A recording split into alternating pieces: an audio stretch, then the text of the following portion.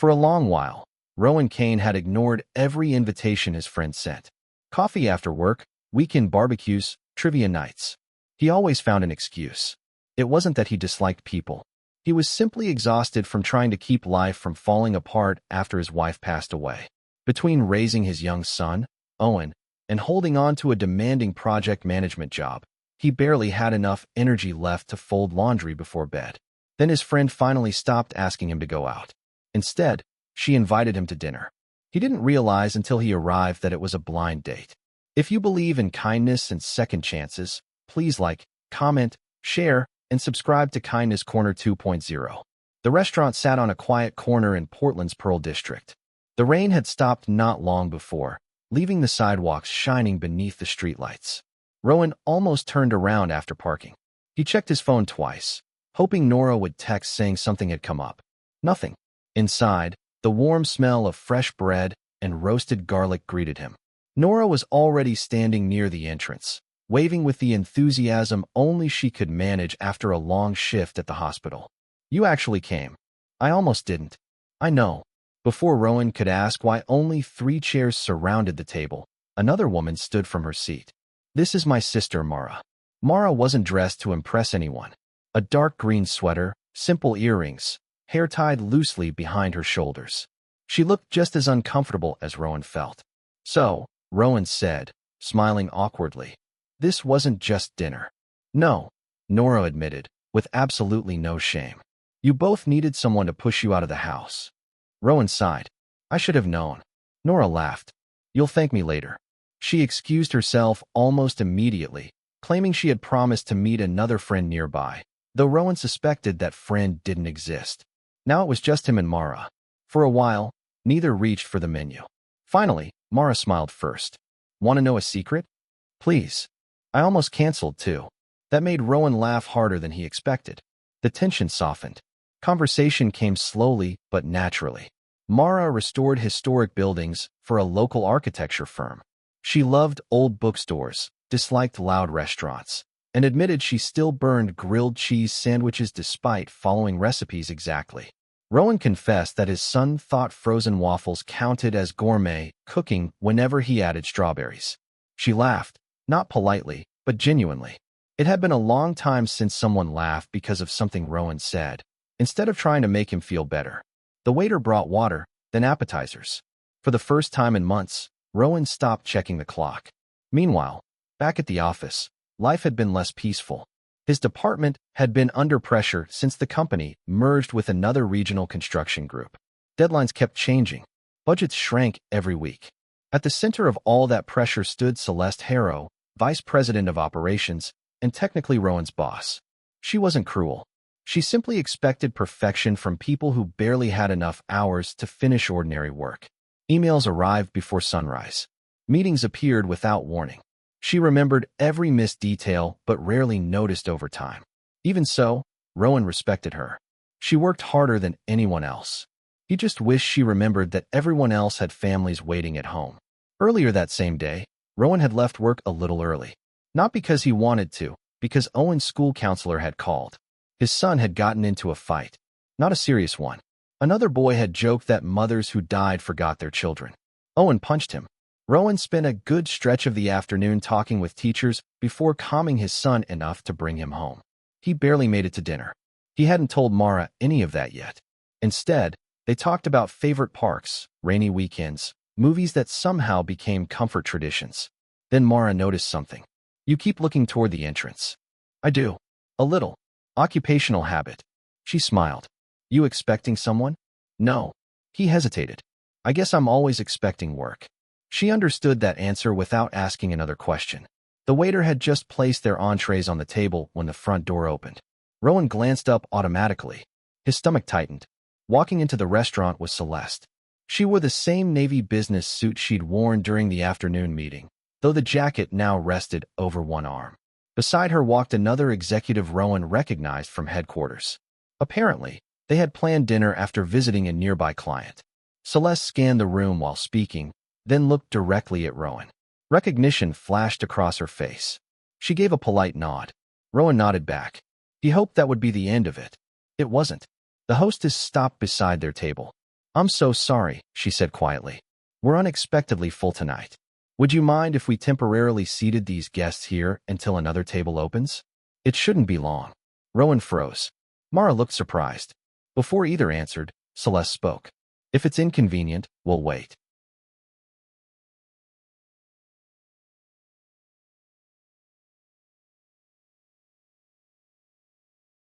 The hostess looked apologetic. Rowan could tell every employee in the restaurant seemed overwhelmed.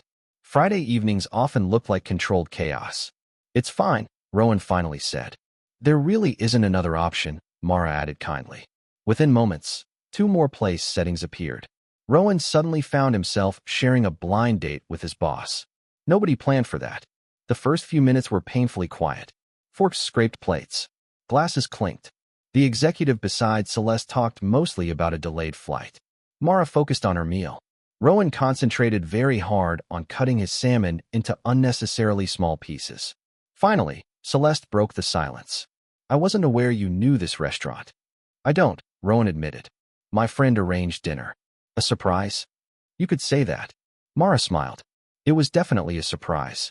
For the first time, Rowan saw something unexpected. Celeste smiled too. Not the professional smile from conference rooms. A real one. It disappeared almost immediately, but it had been there. Conversation slowly became easier. Not about work, about Portland traffic, neighborhood bakeries, the old theater downtown that everyone insisted needed saving. Celeste surprised everyone again when she admitted she volunteered regularly at a community literacy program. Rowan blinked. You teach reading? I listen, she corrected. Children usually teach themselves once someone gives them enough time. That sentence stayed with him, because it didn't sound like the woman who sent emails before dawn. It sounded like someone else entirely. Then Rowan's phone buzzed. He apologized before checking. The message came from Owen's babysitter. Don't panic. Owen has a slight fever. I gave him medicine. He's resting. Rowan immediately stood. I'm sorry. Mara looked concerned. Everything okay? My son isn't feeling well. He reached for his wallet. I need to go. Celeste quietly stood as well. Family comes first. Those 4 simple words surprised Rowan more than seeing her in the restaurant. He thanked Mara for dinner. She smiled gently. Go be with your little boy. As Rowan hurried toward the exit, he couldn't shake the feeling that the strange evening wasn't actually over. It had only just begun. Rowan reached Owen's room before long. The fever wasn't dangerously high, but his son looked pale, wrapped in his favorite blue blanket with an old space-themed cartoon playing quietly on television. I'm okay, Owen insisted before Rowan even asked. You don't look okay. I mostly wanted you to come home. That honest little sentence carried more weight than the fever itself. Rowan sat beside him until he drifted back to sleep, then thanked Mrs. Alvarez, the retired neighbor who had been babysitting for years. She refused extra money as usual and simply reminded him to keep Owen hydrated through the night. By morning, the fever had already started coming down. Life settled back into its ordinary rhythm. Laundry, groceries, soccer practice, checking work emails while pasta boiled on the stove. The dinner felt almost unreal, except Nora called that weekend. So what? Don't pretend you don't know. Rowan laughed. It was nice. Nice isn't enough information. I liked her. And my boss somehow ended up sharing our table. There was silence. Then Nora burst into laughter so hard Rowan had to pull the phone away from his ear. I leave you alone for one dinner, and somehow you turn it into an office meeting. It wasn't exactly planned. No kidding. After she finally stopped laughing, Nora became serious. Mara said you left because your son wasn't feeling well. He's better, and she hopes you'll call. Rowan looked toward Owen, who was building a cardboard rocket in the living room. I think I'd like that. The work week arrived faster than Rowan wanted. The office looked exactly the same. Coffee cups, blueprints, people pretending not to be tired. Only Rowan felt different, because he couldn't stop wondering whether Friday night would make work awkward. Not long into the morning, he received a calendar invitation. Meeting with Celeste Harrow. No explanation. His stomach tightened. He replayed every unfinished report in his head while walking toward her office. Come in, she said without looking up. Her office overlooked the river. Everything on her desk sat perfectly aligned except one framed drawing made with bright crayons. A child had drawn 2 people holding hands beside a very crooked house. Rowan had never noticed it before. Celeste finally looked up. "How's your son?" The question caught him off guard. "He's feeling much better." "I'm glad." She closed the laptop in front of her. "I wanted to apologize." "For what?"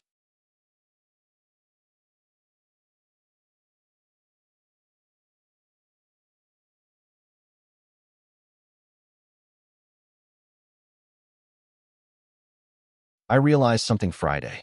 Rowan waited. "I've been scheduling evening meetings without asking whether people could reasonably attend them." She looked toward the crayon drawing. "I assumed everyone could rearrange life the way I always have. That assumption wasn't fair." For a few seconds, neither of them spoke. Then she surprised him again. "My daughter drew that when she was 6. Rowan looked at the picture. "I haven't always been very good at balancing work and family." There wasn't self-pity in her voice, only honesty.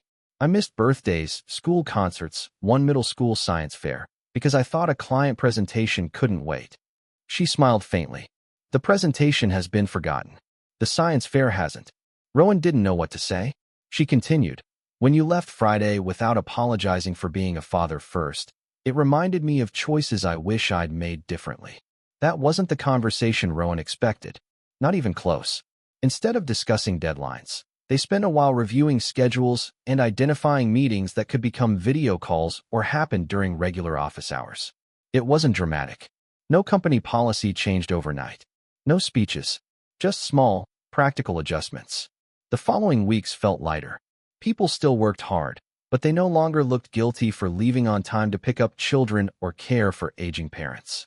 One afternoon, Rowan received a text from Mara. "Still terrible at making grilled cheese. Need professional advice." He smiled. "I'm only qualified to supervise frozen waffles." She replied almost instantly. "Good enough." Dinner Saturday. This time it wasn't a blind date. They met at a neighborhood cafe instead of an expensive restaurant. Conversation flowed much more easily. Mara asked thoughtful questions, but never pushed when Rowan wasn't ready to answer. She spoke openly about her own divorce, admitting that starting over later in life had felt lonely in ways she never expected. Neither of them tried to impress the other. That was probably why they enjoyed each other's company so much. Sometime later, she met Owen. Rowan had worried the introduction would feel awkward. Instead, Owen spent a long stretch enthusiastically explaining every planet in the solar system, while Mara listened as though he were giving the most important presentation in the world. When he finished, she said, "I think Saturn is still my favorite." Owen grinned. "Mine too." On the drive home, he quietly asked, "Can she come over again?" Rowan smiled without taking his eyes off the road. "I hope so." Life didn't suddenly become perfect. Owen still missed his mother. Some nights Rowan still found himself standing in the kitchen wondering how one person could feel both grateful and exhausted at the same time. Work deadlines still piled up. The washing machine still broke at the worst possible moment. Bills still arrived every month. But something had changed. Not because life became easier, because he no longer felt like he had to carry every burden alone. Some months after that unusual dinner, the company organized a volunteer day at the same literacy center Celeste had mentioned. Rowan signed up along with several coworkers. He watched his boss kneel beside a nervous little boy struggling through a picture book. She never rushed him, never corrected him patiently. She simply waited, the same patience she had spoken about that night in the restaurant. Driving home afterward, Rowan realized people often knew each other only through their busiest moments. He had known Celeste only as the executive sending impossible deadlines. She had known him only as another project manager trying to keep schedules on track. Neither had seen the fuller picture until chance placed them at the same dinner table. Not long before the holidays, Nora invited everyone over for dinner. This time there were no surprises waiting. Just homemade soup, too much dessert, children running through the hallway, and adults arguing over board game rules. At one point Nora leaned toward Rowan and whispered, "Still think setting you up was a terrible idea?" He looked across the room. Mara and Owen were laughing over a puzzle they couldn't quite finish. "No." He smiled. "I think it was one of your better decisions." Nora raised an eyebrow. "I'll remind you that you almost didn't come." "You definitely will." She laughed. "I absolutely will." Sometimes kindness doesn't arrive as a grand rescue. Sometimes it looks like a friend refusing to let someone spend another evening alone. Sometimes it looks like a stranger sharing a crowded restaurant table instead of asking someone else to move. Sometimes it is a manager willing to admit she has been wrong. And sometimes it is simply making room for another person in your life, one ordinary day at a time. Comment, kindness still exists, if you believe even one good act can change someone's life. If this story touched your heart, please leave a like and share it with someone who still believes kindness matters. Life rarely gives us perfect timing. It gives us imperfect moments, unexpected meetings, and quiet opportunities to treat each other with a little more understanding. More often than we realize, those small acts of kindness become the beginning of a better chapter.